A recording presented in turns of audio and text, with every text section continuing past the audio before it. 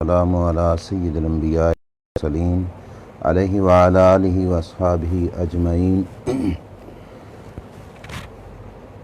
قال اللہ تبارک و تعالی فی الکلام المجید لئن لم ینتہ المنافقون والذین فی قلوبہم مرض والمرجفون فی المدینۃ لنغرینک بہم ثم لا یجاورونک الا قلیلا۔ صدق اللہ العظیم۔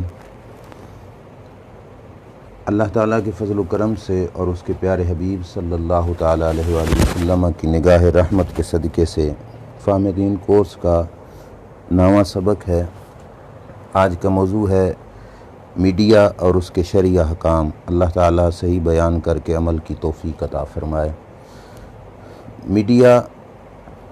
اور اس کے شرعی احکام یہ موجودہ حالات کے اعتبار سے انتہائی اہم اور ضروری موضوع ہے،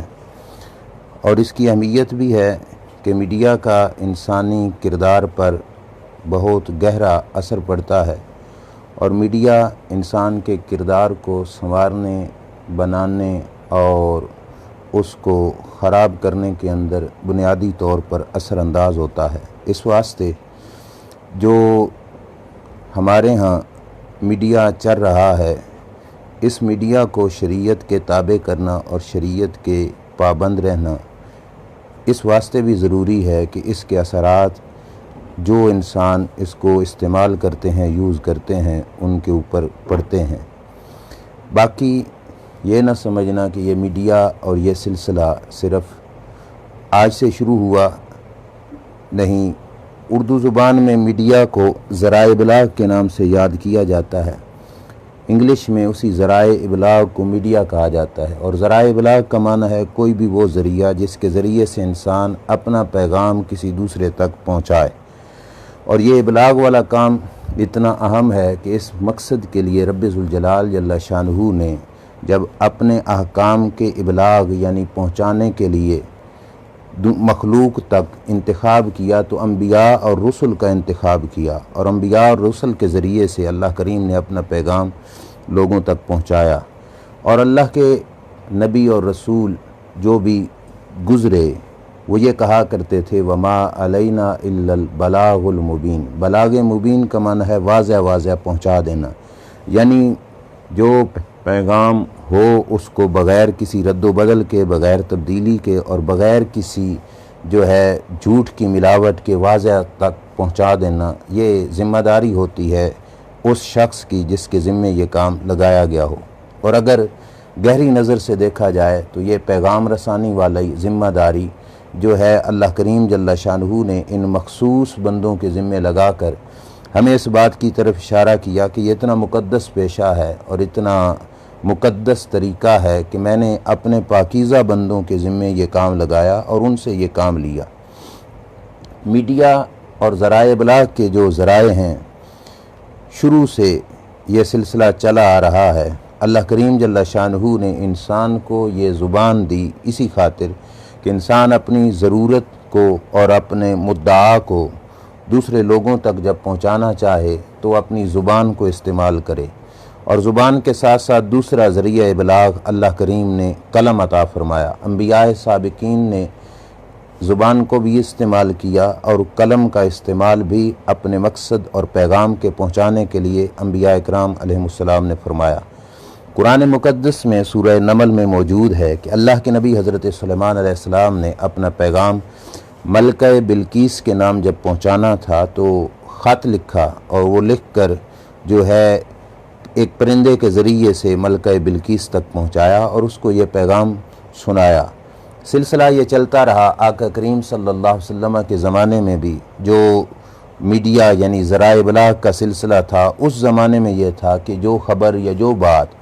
عام لوگوں تک نشر کرنی ہو، زیادہ لوگوں تک پہنچانی ہو،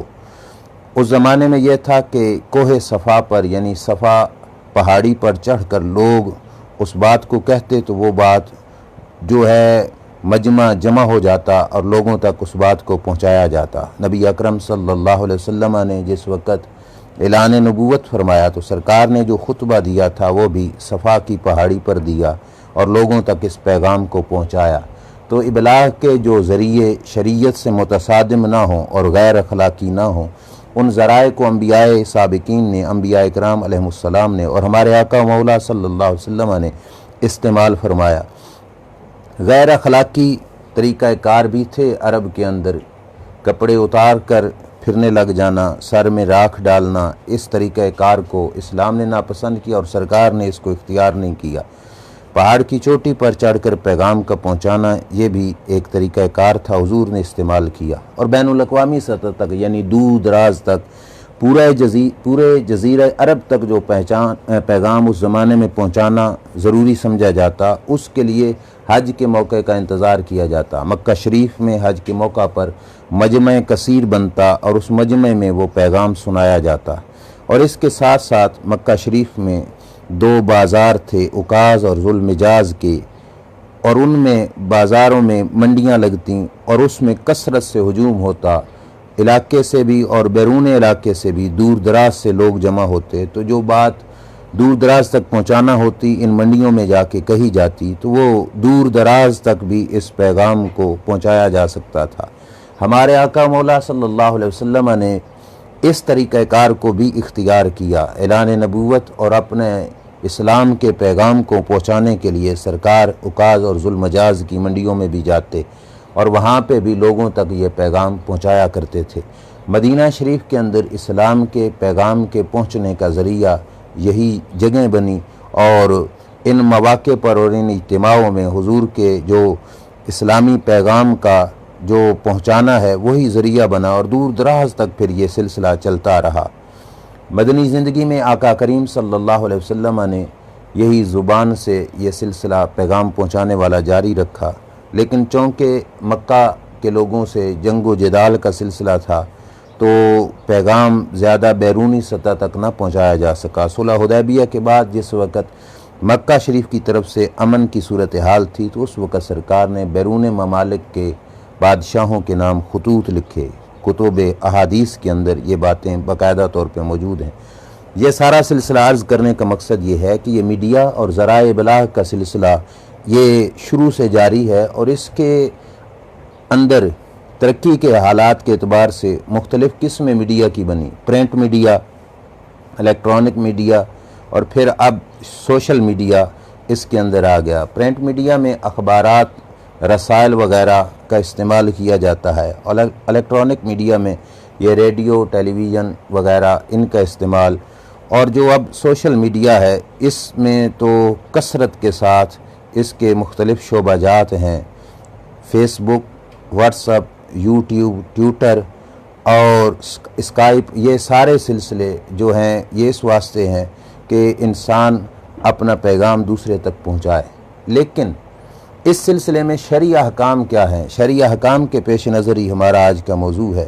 میڈیا کا کردار جتنا ستھرا ہوگا اتنا عوام پہ اس کا اثر پڑے گا۔ پرانے لوگوں کو یہ بات معلوم ہوگی کہ جس وقت شروع میں انگریز کی طرف سے ہندوستان میں چائے کو لایا گیا تو چائے کی گرمی کے پیش نظر لوگ اس سے اجتناب کیا کرتے تھے، لیکن انہوں نے ایک بات رسائل میں، اخبارات میں چھاپی کہ گرم لوہے کو لوہا کاٹتا ہے، تو گرمی کو دور کرنے کے لیے چائے کا استعمال کیا جائے، اور اس کے اثرات لوگوں پہ اتنے ہوئے کہ وہ لوگ جو پہلے اس سے گریز کرتے تھے، بچتے تھے، وہ زیادہ تر لوگ اس کے اندر مبتلا ہو گئے۔ تو اس سے پتہ چلا کہ میڈیا اگر صحیح خبر کو نشر کرے اور صحیح پیغام لوگوں تک پہنچائے تو اس کا مثبت اثر پڑے گا، اور اگر میڈیا منفی پیغام کو لوگوں تک پہنچائے گا تو اس کا منفی اثر لوگوں تک پہنچے گا، اور لوگ اس کے منفی اثرات کی وجہ سے اپنے کردار کو، اپنے عمل کو اور اپنی سیرت کو برباد کر کے بیٹھ جائیں گے۔ اس واسطے میڈیا کی ذمہ داری ہے کہ خبر کو نشر کرنے سے پہلے اپنے جو اس خبر کے اثرات ہیں وہ بھی باقاعدہ طور پہ دیکھ لے۔ 1991 کی اخبار میں یہ خبر چھپی۔ اب اس سے بھی آپ سمجھ جائیں گے کہ میڈیا کے اثرات کیا ہوتے ہیں اور کس قسم کی خبر کو چھاپنا اور لوگوں تک پہنچانا یہ صحیح ہوتا ہے اور کیسی خبر کو پہنچانا صحیح نہیں ہوتا۔ اخبار میں یہ چھپا کہ کسی مقام پر کھیتوں میں عورتیں کام کر رہی تھیں اور وہاں پہ کچھ بدمعاش قسم کے چند مرد گئے اور انہوں نے ان کو اپنی ہوس کا نشانہ بنانا چاہا، تو ایک لڑکی نے یہ کہہ دیا کہ تم اپنے آپ کو ہلاکت میں کیوں ڈال رہے ہو؟ میں ایڈز کی مریض ہوں جس کی وجہ سے تم میرے ساتھ اگر بدکاری کرو گے تو تم بھی اپنی جان سے ہاتھ دھو بیٹھو گے۔ تو انہوں نے اس کو چھوڑ دیا۔ اخبار والوں نے یہ خبر چھاپ دی اور لوگوں تک اس پیغام کو پہنچایا اور یہ بتایا کہ اس نے بر وقت عقل مندی سے کام لیتے ہوئے اپنی عزت کو بچا لیا۔ لیکن یہ خبر چھاپنا بیرونی سطح پر نقصان دہ ہوگا کہ اب یہ بات کوئی عورت اپنی عزت کو بچانے کے لیے کہے گی بھی صحیح تو لوگ یہی سمجھیں گے کہ یہ جھوٹ بول کر اپنی عزت کے تحفظ کو جو ہے لے رہی ہے ہم سے۔ تو اس واسطے کچھ خبریں ہوتی ہیں جن کا دینا ٹھیک ہوتا ہے اور کچھ ہوتی ہیں جن کا ٹھیک نہیں ہوتا ہے۔ اس واسطے میڈیا کو شریعت کے احکام کا پابند ہونا لازمی اور ضروری ہے، چاہے وہ پرنٹ میڈیا ہو، چاہے وہ سوشل میڈیا ہو، چاہے وہ الیکٹرانک میڈیا ہو۔ میڈیا کے اوپر خبر کے نشر ہونے سے پہلے اس پر نظر ثانی کا ہونا اور اس کے آنے والے اثرات کا دیکھنا یہ لازمی اور ضروری ہے۔ ہر خبر ایسی نہیں ہوتی کہ اس کو پھیلا دیا جائے اور ہر خبر ایسی نہیں ہوتی کہ اس کو چھپا بھی دیا جائے۔ اسلام نے حق کو چھپانے سے بھی منع کیا اور اس پہ باقاعدہ سزا کو ذکر کیا، اور کچھ ناجائز خبریں پھیلانے پر اسلام نے بڑی سختی سے جو ہے اس پر سزا کا بیان بھی کیا۔ سورہ احزاب کی جو آیت نمبر 62 پڑھی، اللہ کریم نے اس آیت کو نازل اس واسطے کیا تھا کہ عرب شریف میں منافقین نے یہ باتیں پھیلائی ہوئی تھیں کہ مکہ کے لوگ بڑے طاقتور ہیں، مدینہ کے لوگوں پہ حملہ کریں گے، یہ کر دیں گے، وہ کر دیں گے۔ ان کے دلوں میں رعب ڈالنے کے لیے ایسی ایسی خبریں جو ہیں وہ پھیلایا کرتے تھے منافق، اور ایسی خبروں کے پھیلانے کا یہ خطرہ تھا کہ مسلمانوں کے دلوں میں کفار کا رعب بن جاتا اور مسلمان کفار سے ڈرتے۔ ایسی خبر کے پھیلانے پر اللہ نے منافقوں کے بارے میں باقاعدہ حکم نازل کیا، فرمایا لَئِن لَّمْ يَنْتَهِ الْمُنَافِقُونَ وَالَّذِينَ فِي قُلُوبِهِم مَّرَضٌ وَالْمُرْجِفُونَ فِي الْمَدِينَةِ، فرمایا منافق اور وہ لوگ جن کے دلوں میں مرض ہے یہ اگر نہ رکے، اور وہ لوگ بھی کہ جو مدینہ کے اندر جھوٹی افواہیں پھیلاتے ہیں، یہ اگر نہ رکے تو لَنُغْرِيَنَّكَ بِهِمْ، تو اے محبوب صلی اللہ علیہ وسلم ہم آپ کے دلوں میں بھی اس بات کو ڈال دیں گے کہ آپ بھی ان کے خلاف اقدام کریں،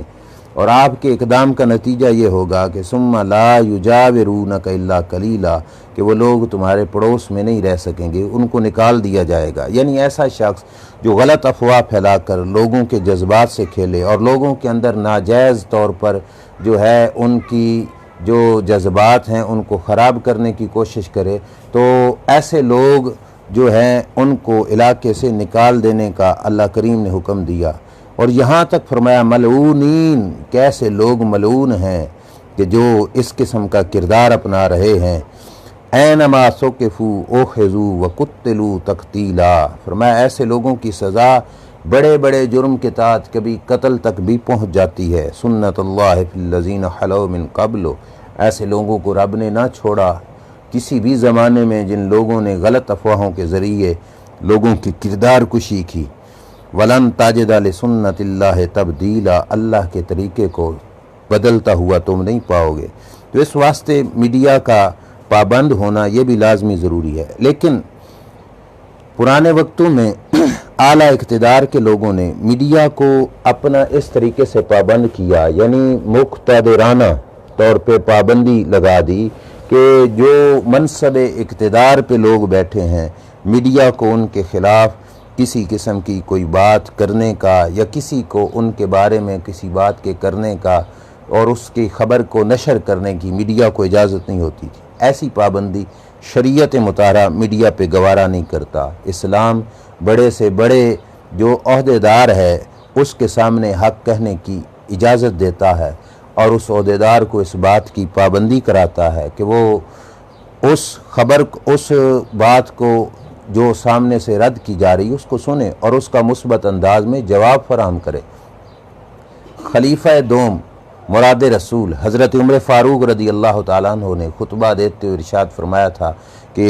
تم میری بات کو مانو گے یا نہیں مانو گے، تو مجمع میں سے ایک شخص نے کہا تھا کہ اے عمر، ہم تیری بات کو اس وقت تک تسلیم نہیں کریں گے جب تک تم ہمیں وضاحت نہیں دے دو گے۔ اور وضاحت اس نے کس معاملے میں طلب کی تھی؟ اس معاملے میں اس نے طلب کی تھی کہ تمہارے بدن پہ جو لباس ہے یہ فلاں جنگ کی مال غنیمت کی آنے والی چادروں سے جو ہے بنا ہوا ہے، اور اس مال غنیمت سے آنے والی چادروں کی تقسیم یوں ہوئی تھی کہ ہر شخص کے حصے میں ایک چادر آئی تھی۔ آپ کا قد لمبا ہے اور ایک چادر سے آپ کا لباس نہیں بن سکتا تھا، آپ کا لباس پورا ہے، تو ہمیں پہلے یہ بتائیے کہ تم نے 2 چادریں رکھیں، اگر 2 رکھیں تو ہمارے حق سے زیادہ تم نے حق لیا اور یہ خیانت کی، اگر خیانت کی تو ہم تمہاری بات نہیں مانیں گے، اور اگر نہیں کی تو اس کی وضاحت کی جائے۔ اب یہ حق عوام کے بندے کو تھا کہ منصب اقتدار پہ بیٹھے ہوئے شخص سے وضاحت طلب کرے، تو مقتدرانہ جو اقتدار کے اوپر بیٹھے ہوئے لوگ ہیں ان کی طرف سے میڈیا پہ ایسی پابندی کہ کسی کی رائے کو لے کر یا کسی کی طرف سے سوال وہ بھی اگر نشر نہیں کر سکتا، تو یہ پابندی ٹھیک نہیں۔ میڈیا کو اس معاملے میں آزاد ہونا چاہیے، اور آزادی کی یہ مطلب بھی نہیں کہ ہر وہ خبر جو اخلاق سے گری ہوئی ہو، غیبت ہو یا نفرت کا باعث بنے یا جذبات کو مجروح کرے، وہ پھیلاتا جائے۔ ایک اعتبار سے آزاد ہونا میڈیا کا ضروری ہے اور ایک لحاظ سے پابند ہونا بھی ضروری ہے۔ اس طرف سے آزاد ہو کہ جو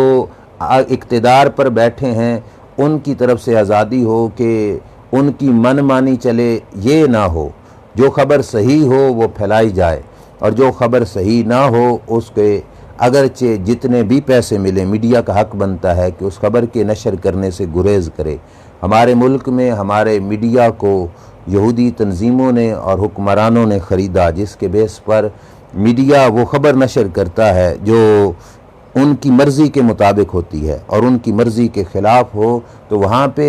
نہ میڈیا کا کیمرہ پہنچتا ہے، نہ میڈیا کی طرف سے کوئی خبر پہنچتی ہے۔ ختم نبوت کا معاملہ ہو یا ناموس رسالت کا معاملہ ہو، اس قسم کے معاملات پر لوگ اپنے پیغامات پیش کرتے ہیں اور سناتے ہیں کہ یہ پیغامات عام کیے جائیں، لیکن اس پیغام کو بھی جو ہے حکومت کی مرضی کے مطابق، اگر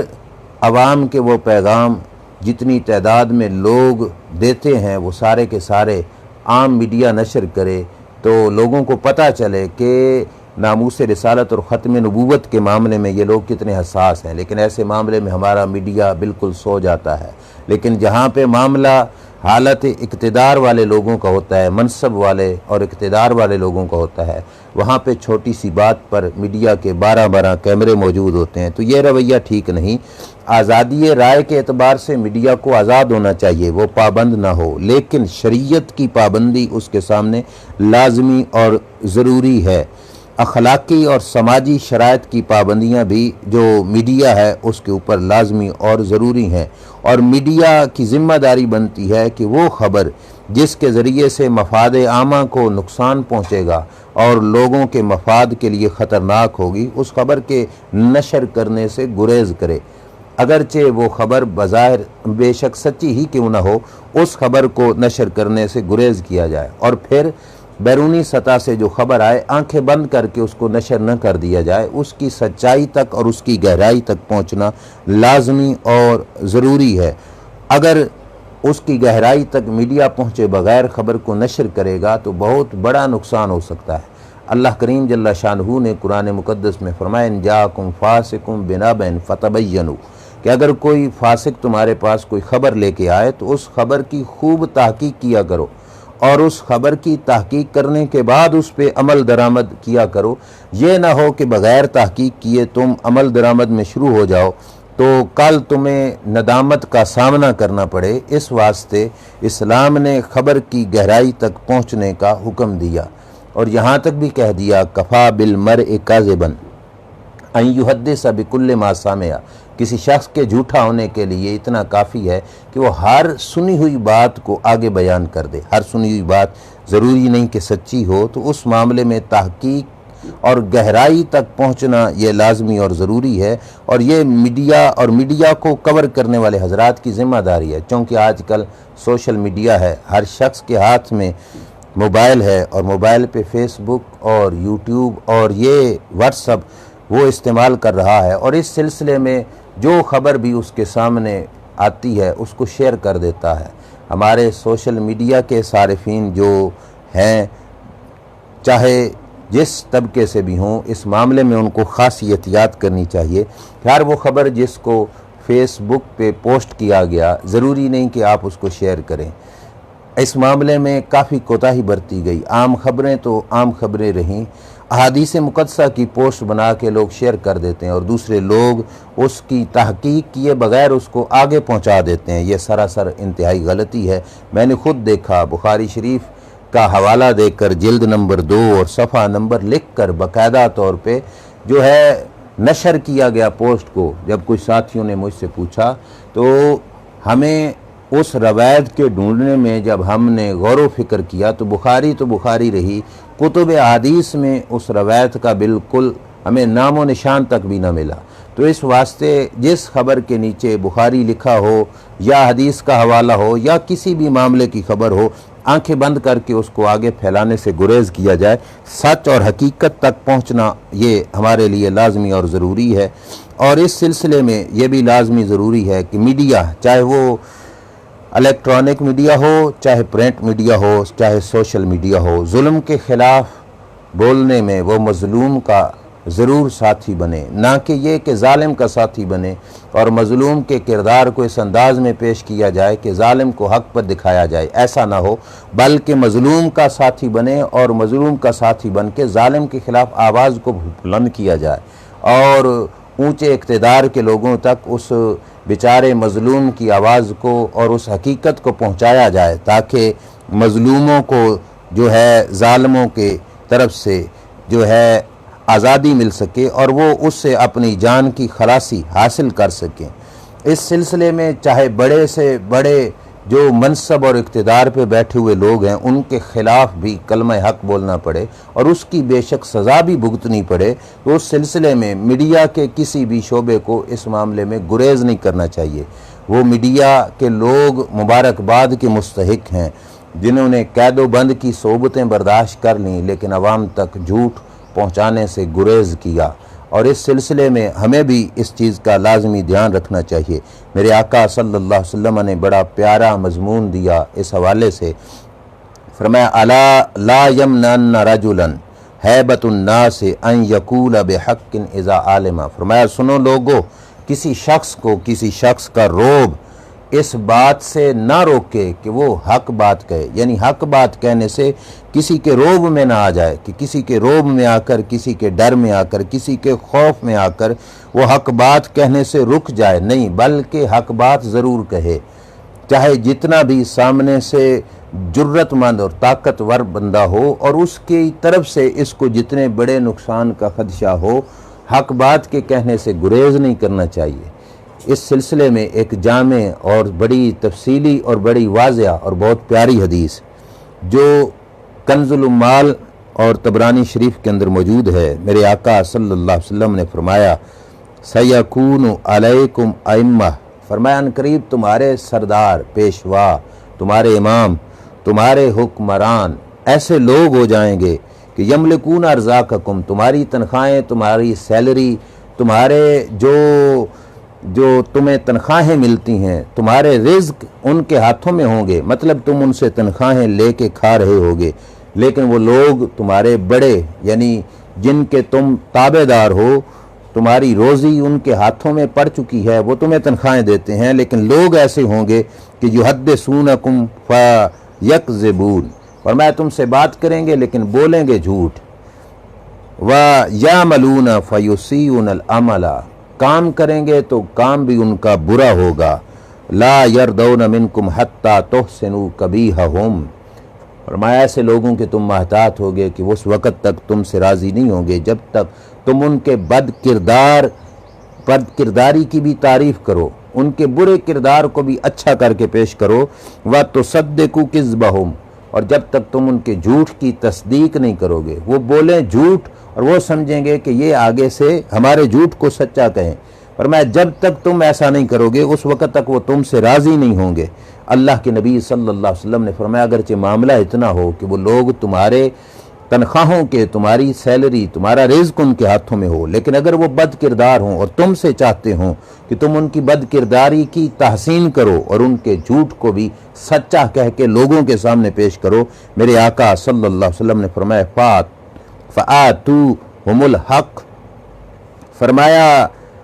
ان کے سامنے بھی تمہاری ذمہ داری ہے کہ تم حق بولو، ان کے جھوٹ کی کبھی تصدیق نہ کرنا، ان کی بد کرداری کی کبھی تحسین نہ کرنا، ان کے برے کو برا کہنا، ان کی اچھائی کو اچھائی کہنا، ان کے جھوٹ کو جھوٹ کہنا، ان کے سچ کو سچ کہنا۔ اور یہاں پہ بہت بڑا خطرہ ہوتا ہے ایسے حالات میں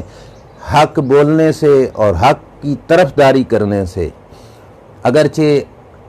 آج کل اتنا وہ خطرہ نہیں، آج کل تو فقط اتنا خطرہ ہوتا ہے کہ نوکری اور ملازمت چلی جائے گی، اور لوگ نوکری اور ملازمت کے چکر میں بڑے غلط فیصلے صرف اپنی ملازمت کے بچانے کے لیے کر بیٹھتے ہیں، اور آگے میڈیا تک وہ پیغام پہنچاتے ہیں جس میں عوام کا ٹھیک ٹھاک نقصان ہوتا ہے۔ میرے آقا صلی اللہ علیہ وسلم نے فرمایا فیضا تجاوزوا فمن قتل علی ذالک فہو شہید، فرمایا وہ حق کہنے سے تمہیں روکیں، اس وقت بھی تم حق کہنے سے نہ رکنا، حق بولتے رہنا، اور اگر وہ حد سے تجاوز کر گئے اور تم میں سے کوئی شخص ان کے ہاتھوں سے مارا گیا تو فرمایا اللہ تعالیٰ اسے شہادت جتنا ثواب عطا فرمائے گا۔ یہ منصب شہادت یعنی شہادت کا درجہ اور ثواب اسے اس وجہ سے مل رہا ہے کہ اس نے اپنے وڈیرے جس کے طرف ہاتھوں سے وہ تنخواہ لیتا تھا اس کے معاملے میں اس نے حق گوئی کی اور سچی بات کہی اور سچ کو آگے پہنچایا، اور سچی بات کہنے سے وہ نہ رکا، اس وجہ سے رب ذوالجلال منصب شہادت اسے عطا فرما رہا ہے۔ لہٰذا اس سلسلے میں وہ لوگ جن کو یہ ذمہ داری سونپی جاتی ہے کہ یہ خبر نشر کر دو، وہ لوگ اس معاملے میں خاصا احتیاط سے کام لیں کہ یہ خبر لوگوں کے لیے نقصان کا باعث تو نہیں بنے گی اور لوگوں کو خراب کرنے کا سلسلہ تو اس میں نہیں ہوگا۔ میڈیا جتنا اچھا ہوگا اتنا لوگوں کا کردار اچھا ہوگا، اور اگر میڈیا بیٹھ کر یہود و نصارہ کی ترجمانی کرے، اگر مسجد میں یا مدرسے میں کسی استاد کے ہاتھوں سے ایک جائز طور پر جرم پر کسی بچے کو سزا دی جا رہی ہو تو میڈیا کے 50 کیمرے وہاں پہ پہنچ کر معاملے کو بالکل الٹ کر کے لوگوں کے سامنے پیش کر کے مسجد اور مدرسہ کی اور علم دین کی توہین کریں، اور دوسری طرف ایسے لوگ جو منصب اقتدار پہ بیٹھے ہوں وہ اگر یتیم خانے کی بچیوں کی بھی عزتیں لوٹیں تو وہاں پہ میڈیا فقط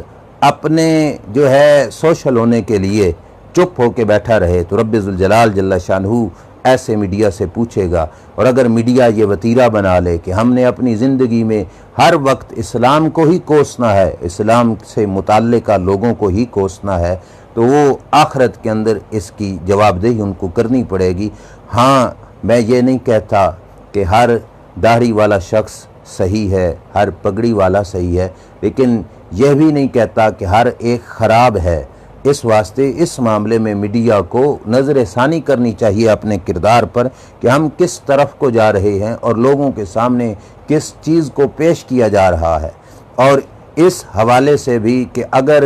کوئی عزت رسول صلی اللہ علیہ وسلم کا معاملہ ہو یا ختم نبوت کا معاملہ ہو اور لاکھوں کے حساب سے لوگ اس احتجاج پر اپنے دلوں کی آواز کو بیان کر رہے ہوں تو اس معاملے میں میڈیا کو چاہیے کہ وہ لوگوں کے دلوں کے درد کو جو ہے وہ بیان کرے تاکہ جو پوری دنیا تک کا معاملہ ہے ان تک یہ پیغام اور یہ سلسلہ پہنچ جائے کہ لوگ اس معاملے میں کتنے جو ہے حساس ہیں کہ وہ اپنے رزق کی بندش، تنخواہوں کی کٹوتیاں، اپنے اوپر ہونے والے ہر قسم کے ظلم کو تو برداشت کرتے ہیں مگر ناموس رسالت پر سودا بازی نہیں کرتے۔ تو یہ میڈیا والوں کی ذمہ داری ہے کہ اس سلسلے میں وہ لوگوں کا دست و بازو بنے۔ اگر کسی مظلوم کا دست و بازو بن کر کسی ظالم سے انہوں نے ان کو جو ہے عزت لے کے دی اور حق لے کے دیا تو ان کو اس پہ ثواب ملے گا۔ مجھے کسی ساتھی نے سنایا تھا کہ جس وقت لاک ڈاؤن کے سلسلے میں مساجد کو بند کرنے کا آرڈر دیا گیا اور بالخصوص جمعے کے دن جمعے کو روکنے کا کہا گیا اور پولیس آفیسر سے وہ بیان بولنے کا کہا گیا تو ایک پولیس آفیسر وہ رو رو کر اس بیان کو سنا رہا تھا، اور وہ اس سے سنایا نہیں جا رہا تھا، اس کی یعنی آہیں نکل رہی تھیں۔ یہ اندر ایمان کی علامت ہے کہ اندر کچھ ہو تو اس سلسلے میں اتنا کچھ ضرور ہوتا ہے، مگر اس سے بھی بڑھ کر ہونا چاہیے تھا کہ ہم اللہ کے کسی احکام کو بند نہیں کریں گے، چاہے ہمارے ساتھ جو بھی ہو جائے۔ لیکن بہرحال ان حالات میں کہ جب آنکھیں بند کر کے لوگ اپنے جو ہے معاملات کے پیچھے چلتے ہیں، اس کی آنکھوں سے آنسوؤں کا برسنا بھی بہت قابل تحسین ہے، ان کا رونا بھی قابل تحسین کہ انہوں نے اس مقام پر حق کو حق سمجھا اور حق کی مخالفت سے گریز کیا۔ آخر پہ سوشل میڈیا کے صارفین کے نام یہ دوبارہ میں عرض کر رہا ہوں کہ ہر آنے والی پوسٹ کو آگے شیئر کرنے سے گریز کیا کریں۔ معاملے کی تحقیق اور تہہ تک پہنچنا لازمی اور ضروری ہے۔ یہ بات بھی اپنی ذمہ داری سمجھیے کہ آپ نے اگر غلط خبر پھیلائی تو مجرمین کے اندر آپ کا بھی شمار ہوگا۔ اللہ کی بارگاہ میں دعا ہے کہ رب ذوالجلال جل شانہ مجھے، آپ کو، ہم سب کو اس پہ عمل کی توفیق عطا فرمائے۔ وآخر دعوایا ان الحمدللہ رب العالمین۔